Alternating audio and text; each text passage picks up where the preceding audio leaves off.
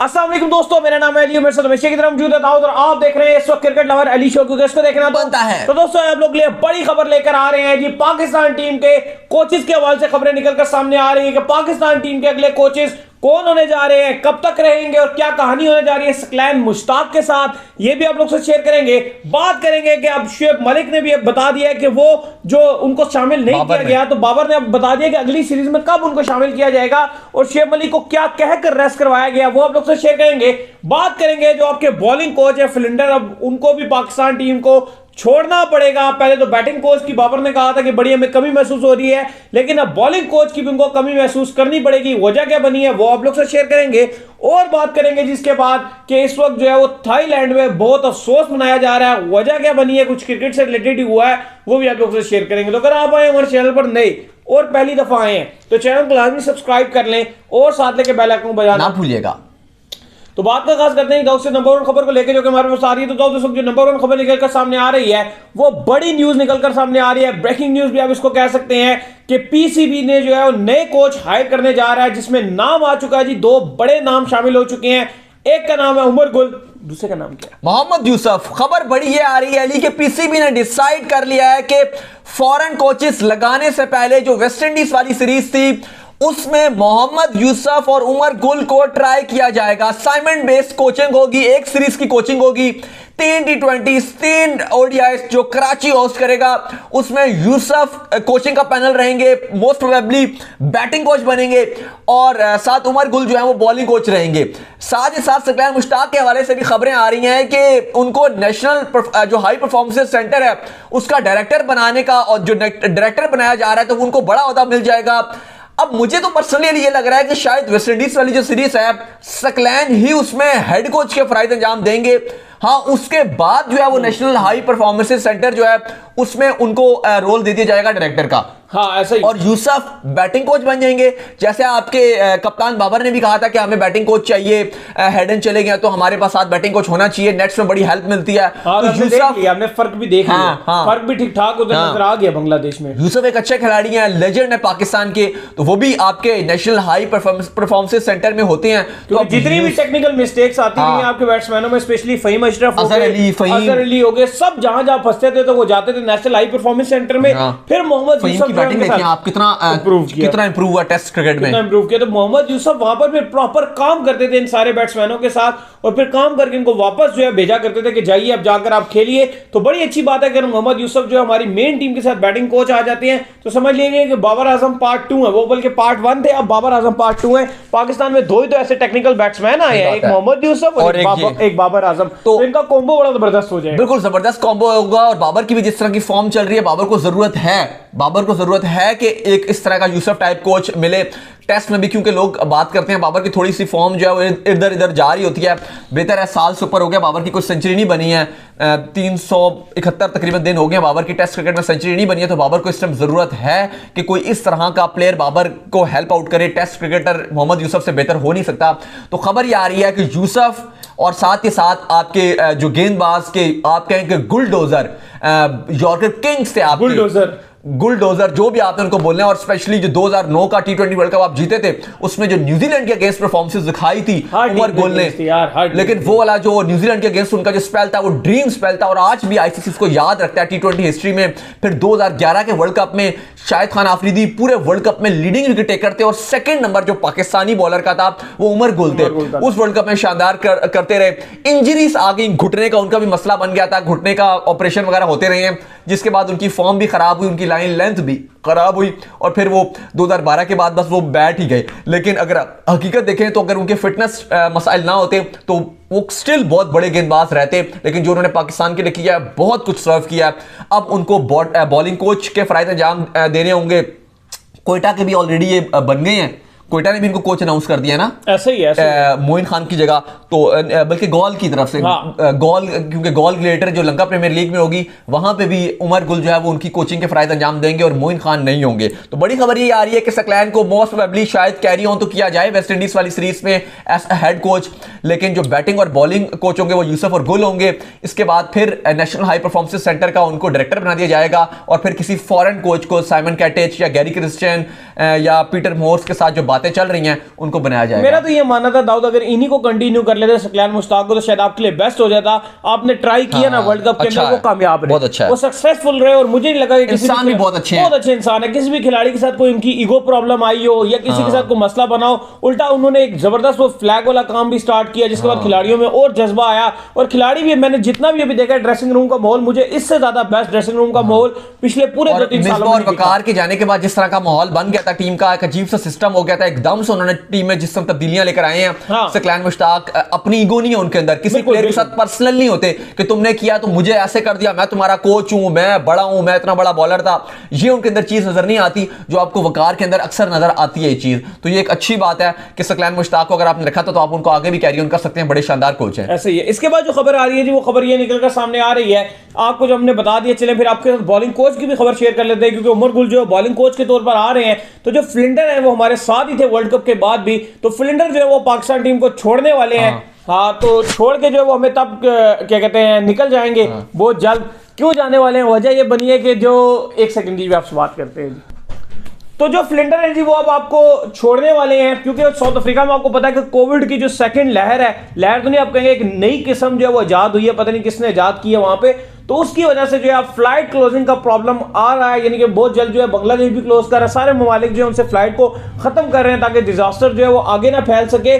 तो फिर इस वजह से अब जो फ्लिंटर है वो आपको छोड़ने वाले हैं और वो अपने वतन भी रवाना हो रहे हैं। बिल्कुल अली, अच्छी खबर नहीं है, लेकिन पाकिस्तान के बॉलिंग कोच फ्लिंडर जो वर्ल्ड कप में भी थे, मैथ्यू हेडन, तो पहले ही अपने पर्सनल रीजंस की वजह से उन्होंने कहा था कि मैंने घर फैमिली के साथ टाइम गुजार रहे हैं, क्योंकि मैं आईपीएल में भी दुबई था और उसके बाद अब वर्ल्ड कप में भी पाकिस्तान टीम के साथ रहा हूं, तो अब मैंने अपनी फैमिली के साथ टाइम गुजारना है। वो तो वर्ल्ड कप के फौरन बाद ही चले गए थे, खैर बात कह दिया था उन्होंने पाकिस्तान टीम को, लेकिन बड़ा वो मिस करते रहे हैं। फाइनली फ्लिंडर भी अब जा रहे हैं। जैसे साउथ अफ्रीका में हालात चल रहे हैं, मामलात खराब हैं, दुबई भी, यूएई भी जो है वो उनके ऊपर पाबंदियां लगाने लगा है, पाकिस्तान भी ट्रैवल बैन लगाने लगा है, बांग्लादेश भी ट्रैवल बैन लगाने लगा, तो बाद में उनके लिए जाना अपने मुल्क मुश्किल हो जाएगा। तो इसलिए उन्होंने डिसाइड किया कि मैं अपने मुल्क वापस जा रहा हूं, और बांग्लादेश की सीरीज जो है वो बीच में ही छोड़ के वो जा रहे हैं। और अब आपका नया बॉलिंग कोच आपको बता चुके हैं कि उमर गुल रहेंगे, तो अब फ्लिंडर हमारे साथ नहीं रहेंगे। अच्छा काम किया इन्होंने बॉलर्स के साथ, शाहीन के साथ, हारिस रऊफ के साथ, हसन के साथ और आपके वसीम जूनियर के साथ लगे रहे हैं, काम करते रहे हैं, लेकिन फिलहाल ये जाने का वक्त है उनका भी। ऐसा ही है। इसके बाद जो खबर निकलकर सामने आ रही है जी, वो खबर ये निकलकर सामने आ रही है कि शुएब मलिक के हवाले से जो बाबर आजम ने बता दिया है कि शुएब मलिक को उन्होंने रेस्ट क्यों दिया है, क्या उनकी आगे मजीद टीम में जगह बन पाएगी या नहीं। क्योंकि भाई जी आपके जो रमीज राजा हैं उन्होंने तो कह दिया कि बस इनको हम छुट्टी करवाने वाले हैं, लेकिन कैप्टन बाबर आजम क्या चाहते हैं ये भी जो है मैटर करता है, क्या चाहते हैं। देखिए, हम लगातार आपको पता है कि बता रहे होते हैं कि जो वेस्ट इंडीज वाली सीरीज है उसमें मलिक आराम कर रहे हैं, हफीज ने भी आराम ले लिया है, हसन को भी बातें की जा रही है आराम करवाने की, सरफराज को भी ड्रॉप करवाया जा रहा है।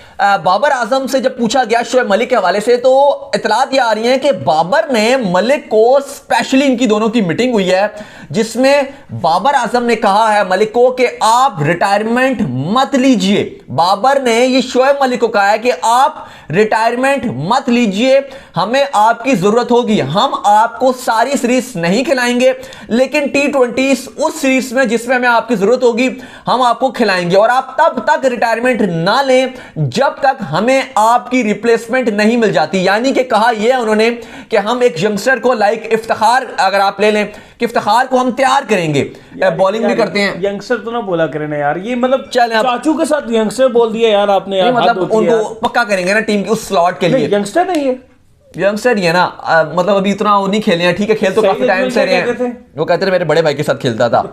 बाबर ने ये कहा है कि इनको जो है वो हम मलिक यानी कि आते रहेंगे जाते रहेंगे, लेकिन इफ्तिखार हो गए, इनको हम ग्रूम करेंगे और ज्यादा मजबूत करेंगे कि पाकिस्तान टीम का पक्का मेंबर बनाएंगे, क्योंकि मलिक हफीज दोनों ही अब लग रहा है कि वो आखिरी मराहलों पर हैं। लेकिन मलिक को उन्होंने ये कहा है बाबर आजम ने कि भाई आप रिटायरमेंट मत लीजिए, हम आपको खिलाते रहेंगे, जब हमें जरूरत पड़ेगी T20 में हम आपको लाएंगे, फिर बाहर कर देंगे, फिर लाएंगे, और हल्की सीरीज होगी लाइक बांग्लादेश की हो गई। यही कहने का मकसद है ना, बांग्लादेश की सीरीज हो गई या वेस्ट इंडीज वाली सीरीज हो गई, होम सीरीज है वेस्ट इंडीज वाली, इसमें यंगस्टर्स को मौका मिलेगा। लेकिन जो मुश्किल सीरीज होंगी, ऑस्ट्रेलिया वाला जैसे आपके साथ एक T20 है, मुझे लग रहा है कि एक मेन रीजन ये भी है, इसके पीछे जो मेन रीजन मुझे जो पर्सनली फील होता है वो एशिया कप का भी है, क्योंकि उनको पता है कि अगला जो एशिया कप है वो एशियन कंडीशन के अंदर ही है, और वहां पर ज्यादातर श्रीलंका में तो स्पिनर बादशाह है भाई। श्रीलंका में हमने देखा था अभी पीछे इंडिया श्रीलंका की सीरीज हुई थी, स्पिनरों ने बड़े बड़े वहां पे धमाल डाले थे।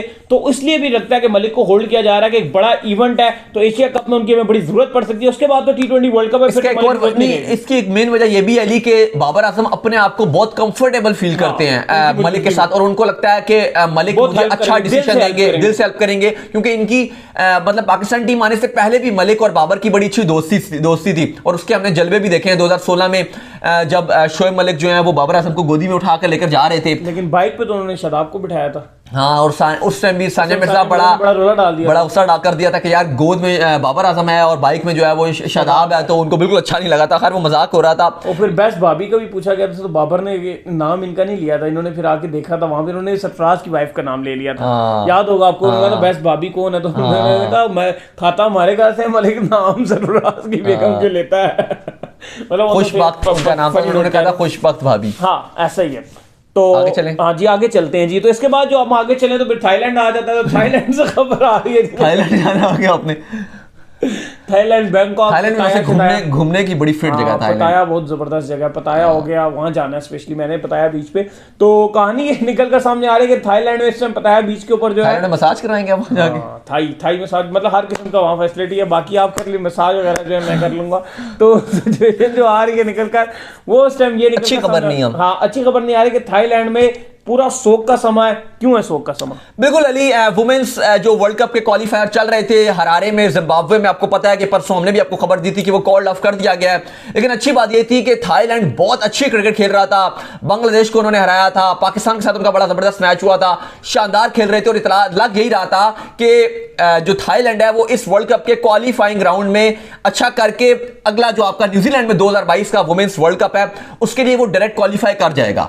लेकिन जिस तरह से वो कोविड की लहर आई है साउथ अफ्रीका में, और एकदम से इस आईसीसी ने ऐलान कर दिया कि भाई ये खत्म हो जाएगा और रैंकिंग बेस पर जो है वो टीम्स को क्वालिफाई का टिकट मिल जाएगा, जिस पर पाकिस्तान, बांग्लादेश और वेस्ट इंडीज को जो है वो क्वालिफाइंग राउंड में जो है वो आगे जाएंगे, मेन वर्ल्ड कप में चले जाएंगे, और थाईलैंड का ख्वाब जो टूट जाएगा। काफी ज्यादा तस्वीरें वायरल हो रही हैं। इनके एक खिलाड़ी हैं जिनका नाम है नाथंग चंथम, इन्होंने भी बड़ा जो अफसरदगी का इजहार किया और काफ़ी सारी चीज़ें शेयर की हैं। डिफरेंट लोग डिफरेंट चीज़ें शेयर कर रहे हैं कि इतना ज़्यादा थाईलैंड में जश्न का माहौल था इस वर्ल्ड कप को लेकर, वुमेन्स की टीम को लेकर।